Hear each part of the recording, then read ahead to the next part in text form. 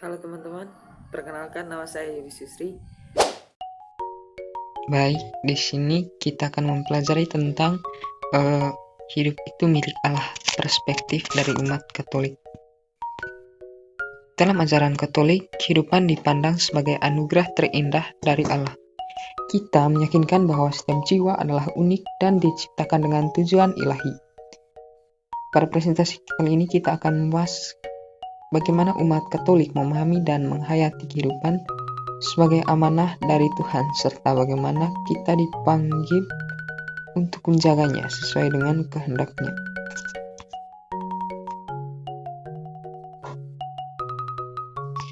Poin pertama adalah Allah adalah sumber kehidupan. Allah adalah pencipta sesuatu, termasuk kehidupan. Dalam kitab Kejadian bab 2 ayat 7 menjelaskan bagaimana Allah membentuk manusia dari debu tanah dan menghembuskan nafas kehidupan. Ini menunjukkan bahwa Allah itu sendiri merupakan entitas dari segala-galanya yang ada, termasuk alam semesta. Dan menunjukkan bahwa ini bukanlah sekadar eksistensi fisik, melainkan juga kehadiran Roh Kudus dalam diri kita. Kejadian bab 2 ayat 7 itu berbunyi, ketika Tuhan Allah membentuk manusia dari debu tanah dan menghembuskan napas hidup ke dalam hidungnya, demikianlah manusia itu menjadi makhluk yang hidup. Kasih dan amanah. Allah menciptakan manusia dengan kasih yang tak terhingga, memberikan kehidupan sebagai amanah yang harus kita jaga dan harus kita kembangkan. Poin berikut adalah hidup sebagai amanah.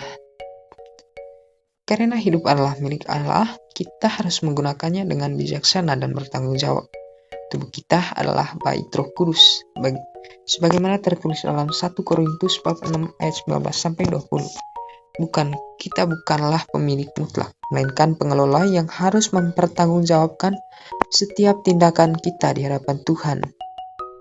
1 Korintus bab 6 ayat 19-20 berbunyi, tubuhmu adalah bait Roh Kudus, yang di dalam kamu Roh Kudus yang diperoleh dari Allah, bahwa kamu bukan milik kamu sendiri.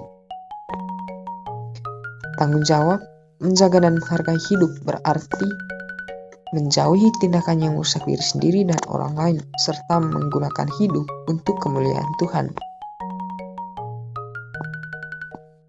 Yang berikut adalah menjaga kesucian dan martabat hidup. Sebagai umat Katolik, kita dipanggil untuk menjaga kesucian hidup dari kandungan hingga akhir hayat. Ini berarti menghormati setiap tahap kehidupan dan menolak segala bentuk tindakan yang merendahkan martabat manusia, seperti aborsi, eutanisia, dan bunuh diri. Sejak dalam kandungan, kita patut menghormati kehidupan sejak awal keberadaannya sebagai anugerah ilahi.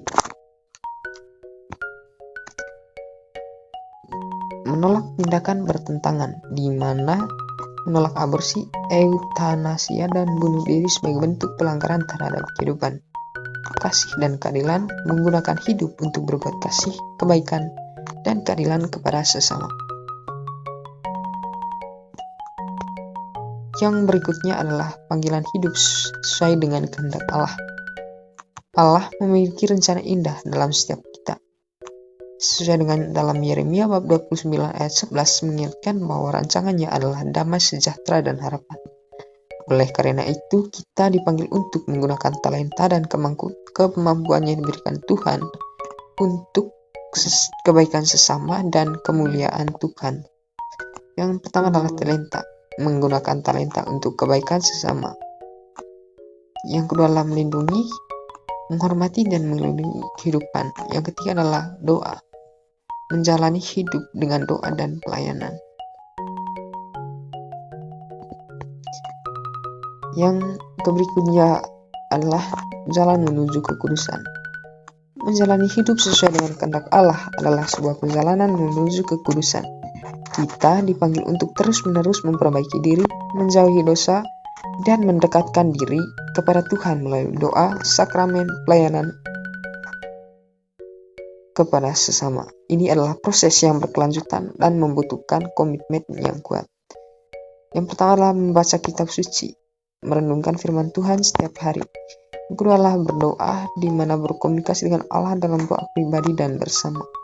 Yang ketiga adalah sakramen, di mana menerima sakramen-sakramen sebagai sumber rahmat. Keempat adalah melayani sesama dengan kasih dan kerendahan hati. Yang berikut adalah menghadapi tantangan hidup. Dalam menjalani kehidupan, kita pasti akan menghadapi berbagai tantangan dan kesulitan. Namun, sebagai umat Katolik, kita memiliki iman yang menjadi jangkar dan harapan. Kita percaya bahwa Allah selalu menyertai kita dan memberikan kekuatan untuk melewati setiap badai kehidupan. Pertama adalah iman, di mana percaya dan pada penyertaan Tuhan. Yang kedua adalah harapan, berpikir positif dan optimis. Yang ketiga adalah doa, memohon kekuatan dari Allah. Yang keempat adalah kasih, mengasihi Allah dan sesama. Kesimpulan, hidup untuk kemuliaan Allah, di mana hidup adalah anugerah berharga dari Allah yang harus dijaga, digunakan sesuai dengan kehendaknya sebagai umat kehendaknya.